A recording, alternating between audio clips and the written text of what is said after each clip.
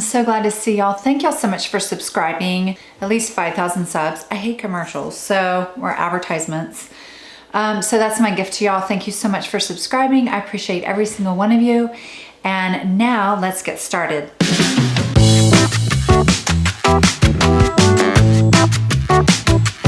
So this week, I've been gone all week, and when we got back, the painters are painting our whole house. We built this house 15 years ago, and I was so excited. I was gonna give y'all a house tour today. However, the house is really torn up. So I'm gonna just kind of do some housekeeping, plant housekeeping today. And the first thing I wanted to talk about were, these are my dusting gloves. I had these, I list everything below that I talk about.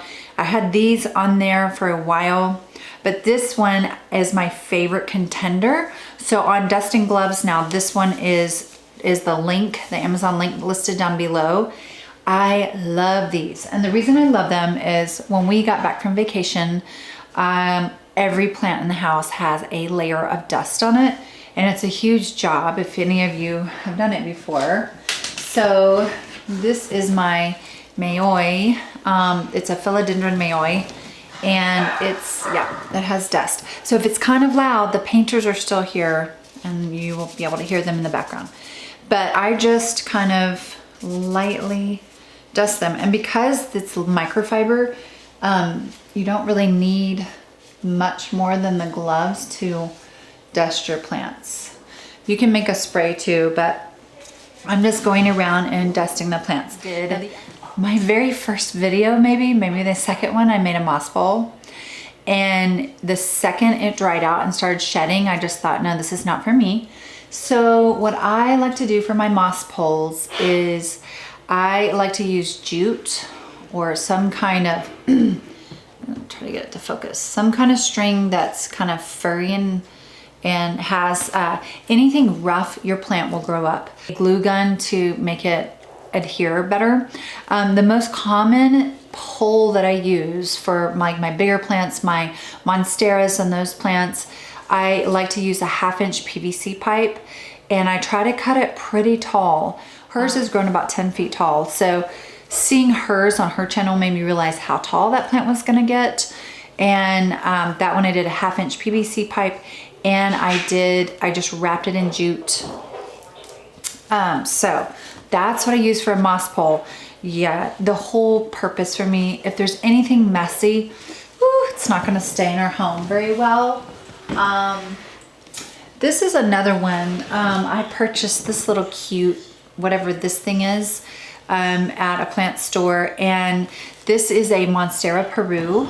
Let me show you, its leaves are just delicious. Look how kind of leathery those leaves are.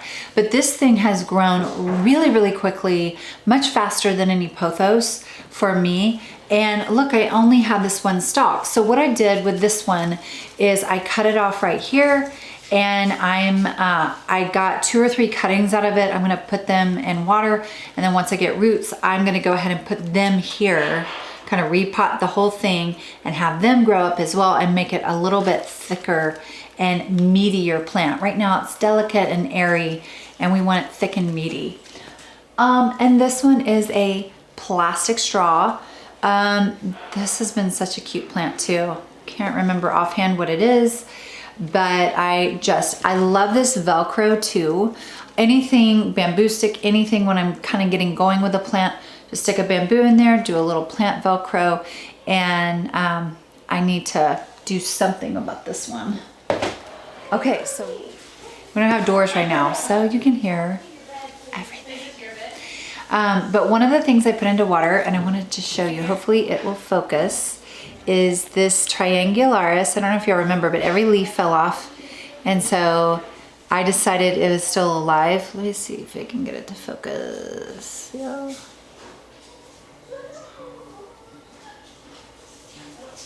I have 15 leaves, and I have been gone less than 6 days. So the triangularis is gonna make it, and it's getting tremendous growth. Now, when I put something down into water and I'm trying to get the roots to grow again, or I'm trying to propagate, I always put a pothos or a version of it. It will help the roots on the mayoi and the ring of fire and my triangularis. It will help those roots go faster. I also will put quite a few drops of Super Thrive down into this jar, and that will also make this push out faster. The other thing I did is it's 90% humidity outside right now, and I put it outside while we were gone. I knew it was going to rain most of the days while we were gone, and that humidity will help the roots push out faster as well. So if it's cold where you are or not enough humidity, you can put it in the shower with you and it'll just help push out the roots faster. But pretty exciting to come home to this. Yes, it will. Ah. Okay, so you can kind of see better, and I have a little higher height. This is my billet. I'm gonna go ahead and squeeze off the dirt. And I have two things that help me. Well, three things. When you first take it out, and see how crumbly that is, nice and crumbly. You always want a bowl that is pretty big, a diameter that's big enough to kind of be wide and catch the dirt if you're doing it inside. I have a dirt graveyard outside, but I've gotten quite a bit of flack from my husband. I noticed the last two big plants that I see, he doesn't like all these little white balls on top of his landscaping. And the last two plants that I did, about 2 days later, I noticed someone had already put mulch on top of my white balls. And I know I felt kind of badly. Let's make his job harder. So my husband normally does the outside plants and I do the inside plants. The root system looks really good.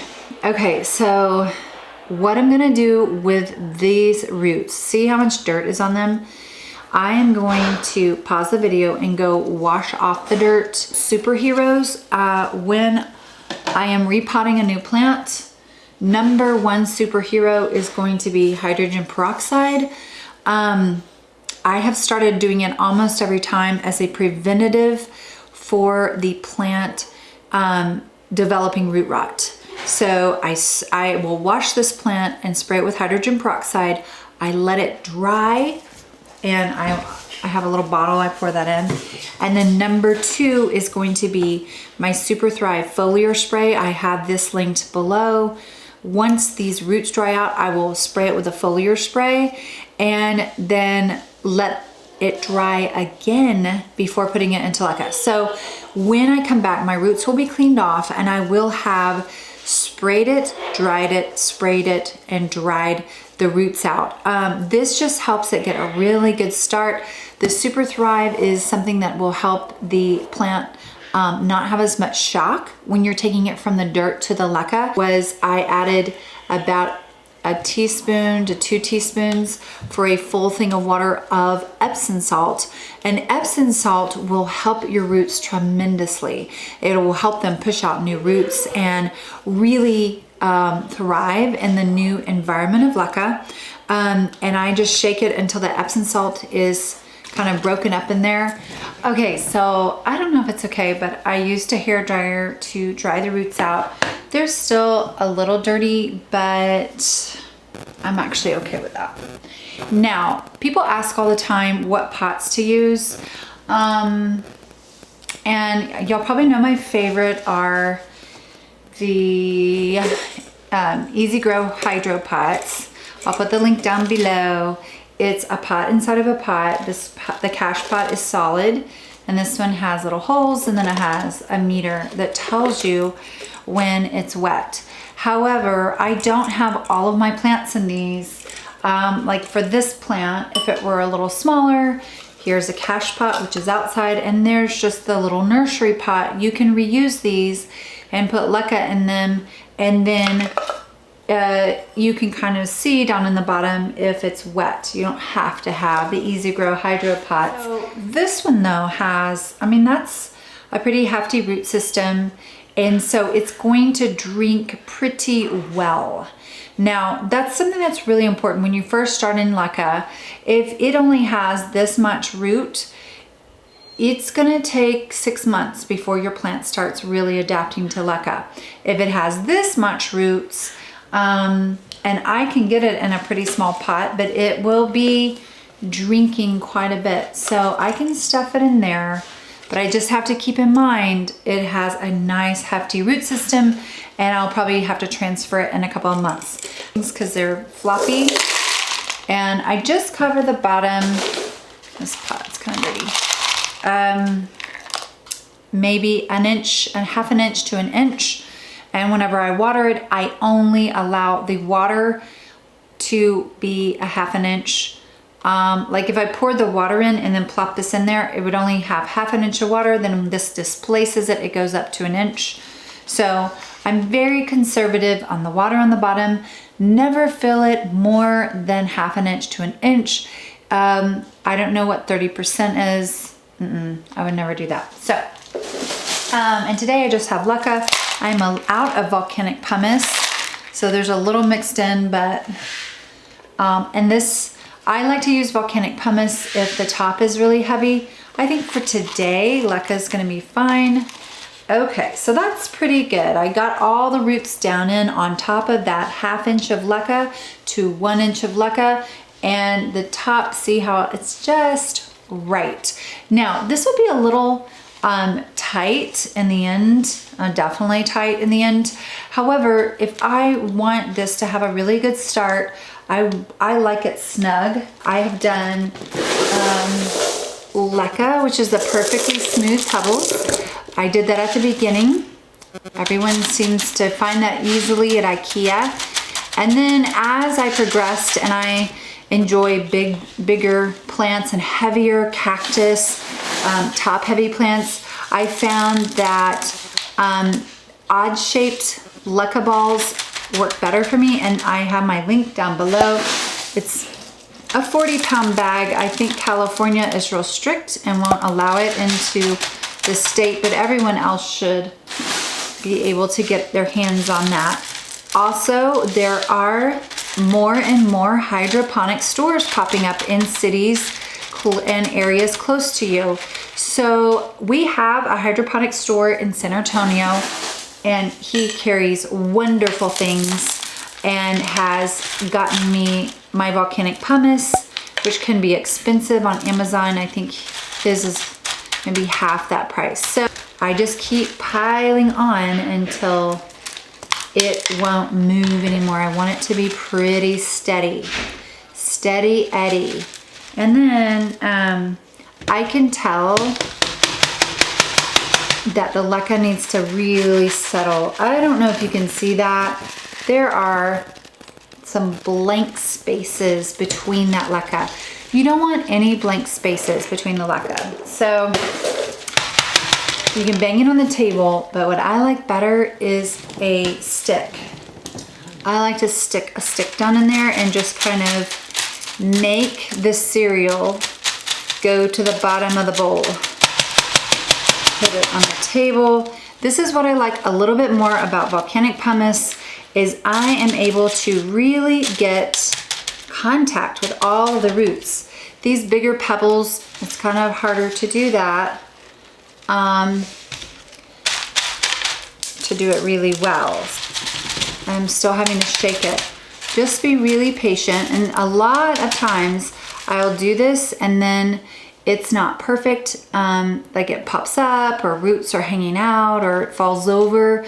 Just undo it and do it again. However, I'm pretty satisfied with this. So you can see there's my aggregate, there's my plant.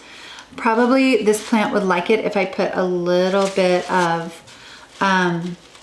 moss right around the bottom. Just to keep a little dampness there. And now I am going to water this plant, but I'm not going to leave any water in the bottom, and I will probably water it, and then because it has so many roots, I'm not going to wait very long. I'm going to water it wait 3 or 4 days maybe, and then water it again. And then after about a week, I will go ahead and leave a little tiny bit of water in the bottom. I want it to kind of just get used to the pebbles, and I don't want to starve it, but I do not want any root rot to set in. So I have plant lights. You can see, oh, that's attractive. Let's put that somewhere else. I have plant lights kind of around the house, and whenever I put a new plant in, into leca, I like to kind of situate it somewhere under a plant light, just so it has that extra little light, and then I'll spritz it to give it just a little moisture, just to kind of make it think it's in a little tropical jungle until it gets going. And then I add after a month, I'll add some nutrients, and after about a month, I probably will mist it a little bit less. I think we covered all of it. This is so exciting. So next week, if the painters are done, we're going to do a house tour, and I want to show you all my plants and where they are. And this is a good example. I'm going to show y'all if I can. Okay, see that dampness inside? It doesn't have water in the bottom, but it's kind of damp. If I touch this under here, it's damp. So what that means to me is all the roots inside of the leca are still quite wet. I would not water this for another, pull that off, for probably another week at least, unless I forget and check it. But that is what I mean by wet dry cycle.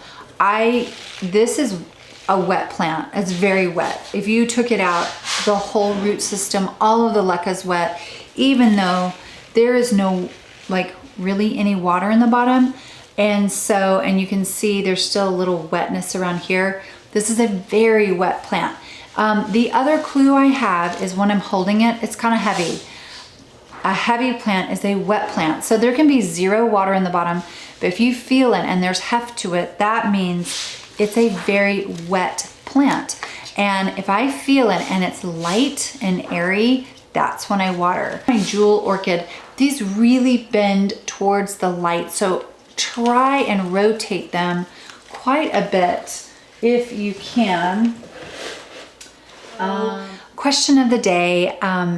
Do you have a plant that is just doing so well in leca and you want to tell the world about it? I want to know if a plant is doing really well in leca, and especially if you were very afraid to transfer it and it surprised you with a great and easy transfer. It was easier than you thought it would be. Tell us what kind of pot it's in. Did you put it in a clear jar, or did you do the pot that it came in? Did you go down? I'd love to hear about people's pot suggestions and pot ideas. So I hope y'all love this video. Can't wait to give you a tour. If not next week, it'll be the week after. See you next time. Bye-bye.